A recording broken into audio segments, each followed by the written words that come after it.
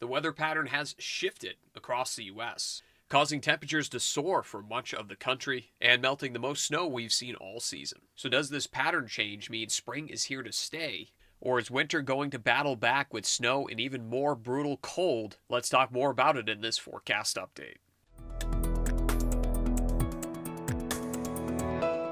So looking back a few weeks ago, we had the coldest air of the season and a major snowstorm move across the U.S., leaving a bunch of snow from Texas all the way up into New England. But fast forward to today, and there is a lot less snow on the ground. Parts of the Midwest and Northeast have even lost some snow, and there's not much more for the West Coast. And this has mainly been due to a pattern change over the past week where we've seen the jet stream go to the north over much of the central U.S. and even parts of the Northeast now getting a taste of some of that warmth. The West Coast has seen a cool down, but no major storms yet to come with it. And next week's pattern will be much of the same, with above average temperatures expected for most of the U.S. east of the Rockies, and the Rockies and West Coast staying with below average temperatures for the most part through next week. And here's the forecast from the Climate Prediction Center. You can see where the really warm conditions are highlighted, mainly along the Gulf. This is where we could see temperatures easily into the mid-80s expected here, and with cool air on the West Coast, that could also include opportunities of severe weather. And even as we head into the last week of February, still seeing above average temperatures in the same spot. So that's indicating this pattern probably not likely to change quite soon. So this could matter in the long range forecast as we head through the next few weeks.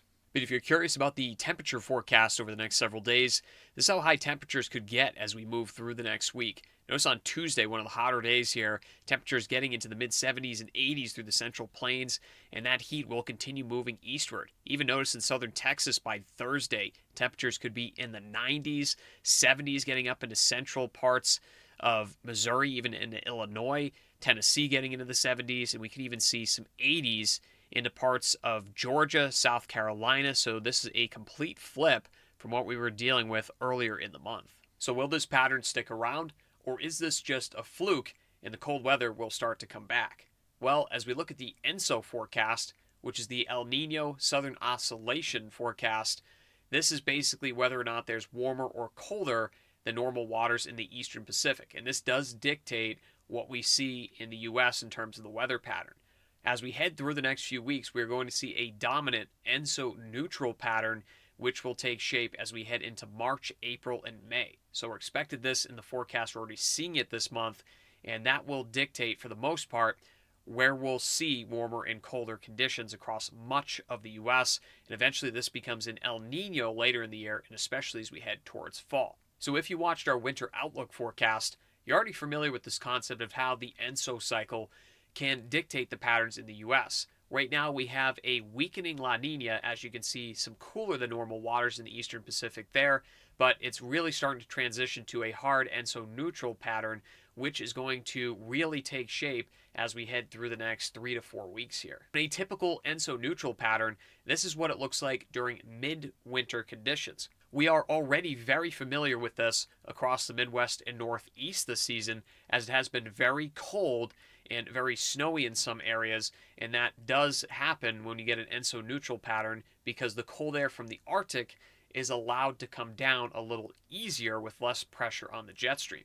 To the south of that, it stays warmer or milder typically in this type of winter, which wasn't the case at the beginning of the month, but now we're starting to see the mild conditions come through. So with an ENSO neutral pattern, there's less pressure on the jet, to put it in simple terms. So it can move a little more, and sometimes it allows warmer or colder than normal conditions to happen a bit easier. But this is the typical pattern during midwinter. However, we're heading towards the end of winter now, so there will be some subtle changes as we head into March. We also have the Arctic Oscillation, which either allows or prevents Arctic air from coming south because of the polar vortex. So when the polar vortex is weak or in a negative phase, it allows cold air to come south a bit easier. So that's why earlier in the month we had so much cold air across the eastern U.S. because we had a weakening polar vortex in the stratosphere.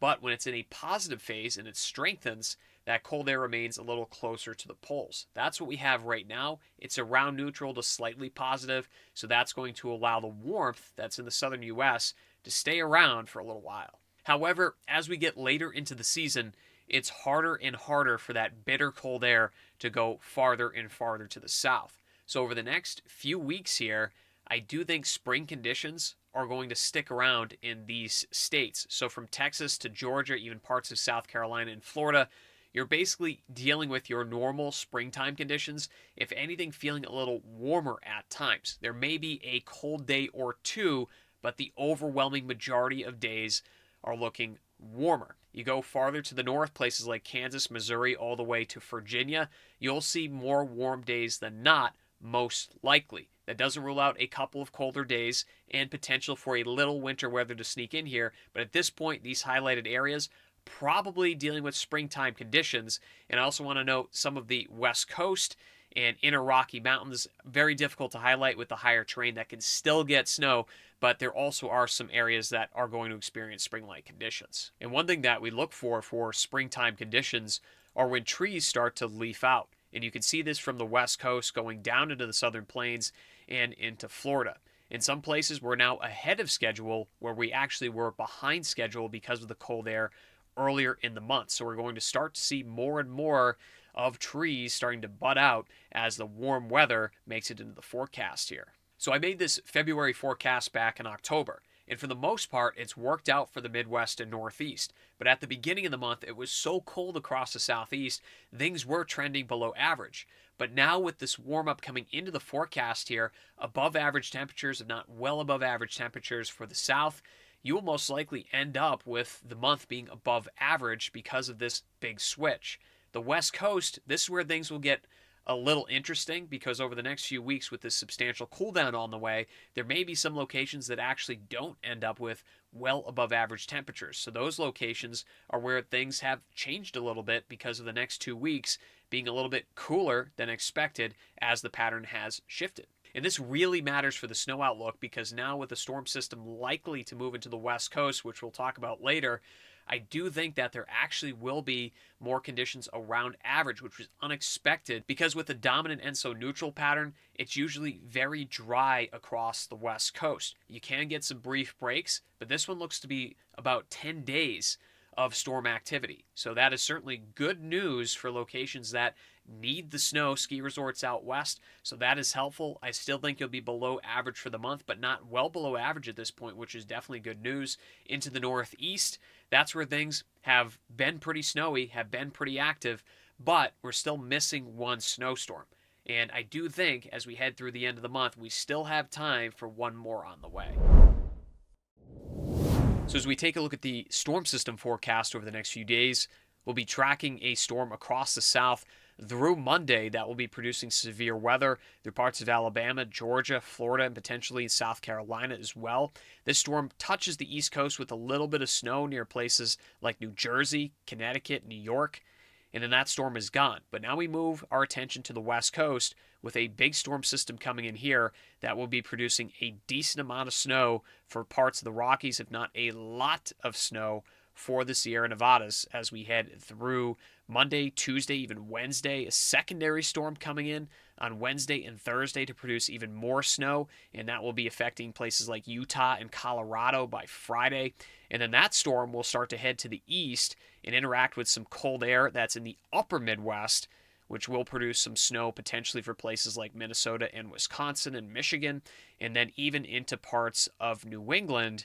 With just enough cold air around, we'll have to watch that storm pretty closely, as that could be a mixed precipitation storm and maybe even some substantial snow as well. So with that storm system across the south, there is a level 2 out of 5 risk as we go into Sunday for severe weather, and that does include a low risk of tornadoes across parts of Florida. So if you live in these areas, definitely be weather aware with this storm system moving across the region. And there's even severe weather for the West Coast with that next storm system on the way Monday and into Tuesday. And this also includes a brief spin-up tornado in the forecast for these areas as well. A little unusual, and especially this time of the year, but it gives you an indication of how strong this storm is coming in across the Pacific. And of course, we'll see substantial snow from this storm system inland, which includes the Sierras, upwards of 3, 4, even 5 feet of snow on the way. Even Utah and Colorado will see some snow out of the system, which they haven't seen much of this season. so this storm is much welcomed for ski resorts out west.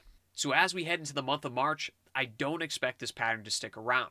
We will most likely snap back to what we had earlier in February, which is more consistent with an ENSO neutral type pattern. Below average temperatures through the Midwest and Northeast, but not quite as far south as it was at the beginning of February. It's a warmer time of the year in general, but the West Coast, if you were planning on dealing with big storms going into March, you might see one or two, but I'm not expected to see a forecast like we have over the next 10 days. So enjoy the snow while you have it, the cooler conditions if you do enjoy skiing. However, we flip this pattern again going into March and will likely melt a lot of snow and probably not see much as the ENSO neutral pattern holds strong going through a good portion of the month.